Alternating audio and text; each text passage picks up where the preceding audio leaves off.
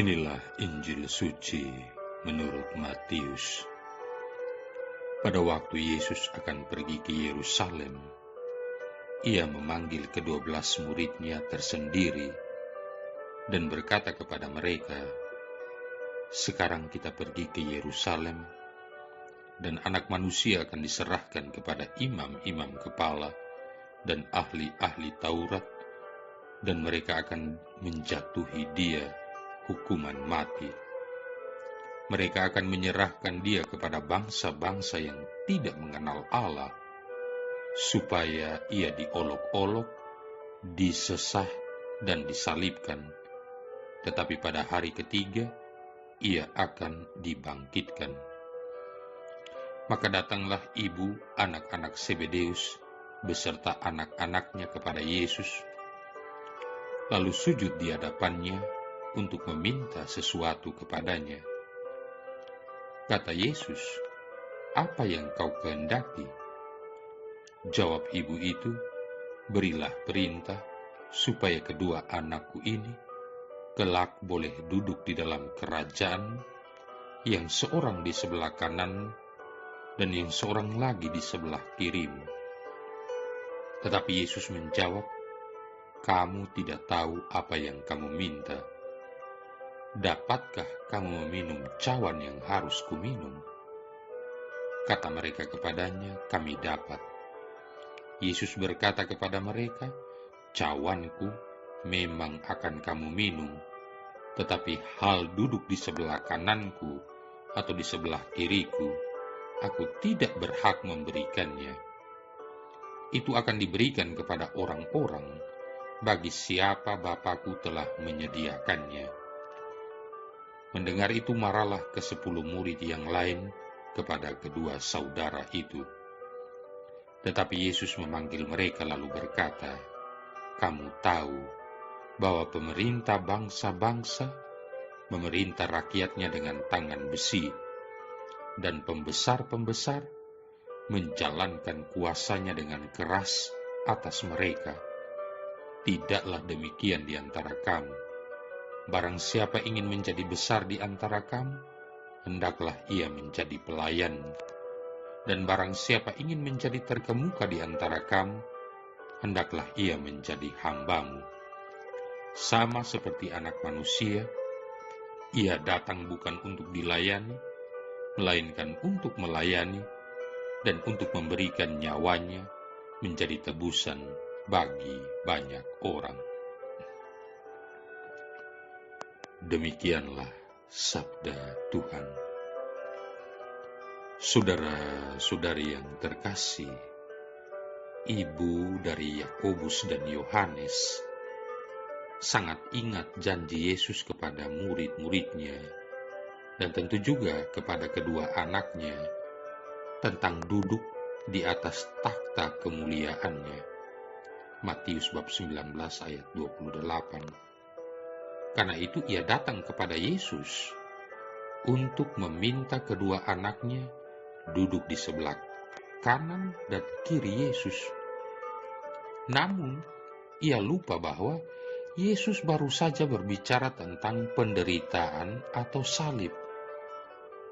Mereka seharusnya tahu bahwa satu-satunya jalan menuju kemuliaannya adalah salib atau penderitaan. Bandingkan 1 Petrus bab 5 ayat 10. Jadi, mereka tidak bisa meminta kedudukan dalam tanda petik tanpa harus membayar mahal dalam tanda petik. Sebenarnya, ibu Yakobus dan Yohanes tidak perlu meminta kedudukan untuk kedua anaknya, asal saja mereka tahu bahwa duduk dalam takhta kemuliaannya harus rela menderita dan memikul salib. Mereka duduk di atas takhta kemuliaannya bukan untuk dilayani, melainkan melayani sesama. Yesus dimuliakan dan ditinggikan oleh Bapanya di surga, karena Yesus mau merendahkan dirinya sebagai hamba, rela menderita, dan taat sampai mati di kayu salib. Filipi bab 2 ayat 7-9. Jadi, mereka tidak perlu meminta dan berebut posisi tersebut. Yang penting, Siapa mau menderita dan melayani sesama, secara otomatis mereka akan mendapatkan posisi yang diinginkan. Belajar dari firman tersebut, siapapun dan apapun jabatan kita, entah di dalam gereja, di masyarakat, dan di tempat kita bekerja, jika kita mau menderita dan melayani sesama, tidak perlu kita meminta kedudukan dan kemuliaan. Tuhan pasti menyediakan untuk kita. Dengan kata lain, kalau kita berani meminta, berarti kita juga harus berani membayar mahal. Selamat melayani Tuhan dan sesama. Tuhan sangat mencintai orang yang sungguh rendah hati. Saudara-saudari yang terkasih, Booker T. Washington, seorang pendidik berkulit hitam yang terkenal, adalah salah satu contoh orang yang melayani dengan rendah hati. Tatkala dia menjadi pimpinan pada Institut Tuskegee di Alabama, dia senang berjalan-jalan di pinggir kota. Suatu hari, ia dihentikan oleh seorang perempuan kaya kulit putih. Karena perempuan itu tidak mengenal Washington, maka ia menawarkan apakah laki-laki kulit hitam itu mau diberi upah dengan memotong kayu untuknya. Setelah mengingat-ingat bahwa tidak ada urusan mendesak pada saat itu, maka sang profesor Washington menyatakan kesediaannya. Ia tersenyum, menggulung lengan bajunya, dan mulai mengerjakan pekerjaan kasar yang diminta perempuan kaya tadi. Kemudian, ia membawa kayu-kayu itu ke dalam rumah dan meletakkannya di dekat perapian. Seorang gadis kecil yang mengenalnya, yang berkuliah di Tuskegee University, kemudian mengatakan kepada perempuan itu siapa sesungguhnya Washington itu sebenarnya. Keesokan harinya perempuan tadi datang dengan perasaan malu ke kantor Washington untuk meminta maaf. Katanya, "Saya memohon maaf yang sebesar-besarnya karena saya tidak mengenal Anda." Tetapi Profesor Washington menjawab, "Tidak apa-apa, Nyonya. Saya sangat senang dapat menolong Anda."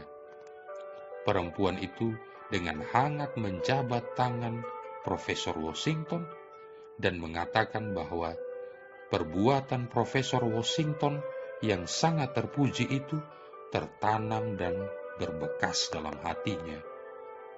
Tidak lama kemudian perempuan itu menyatakan penghormatannya dengan menyumbangkan beribu-ribu dolar untuk Institut Tuskegee. Saudara-saudari yang terkasih, ingatlah bahwa mengerjakan sesuatu tanpa pamrih akan membuat Anda dihormati manusia dan disayangi Allah. Ini merupakan hadiah sejati atas kerendahan hati. Tidak ada pakaian yang lebih pantas bagi kita selain jubah kerendahan hati.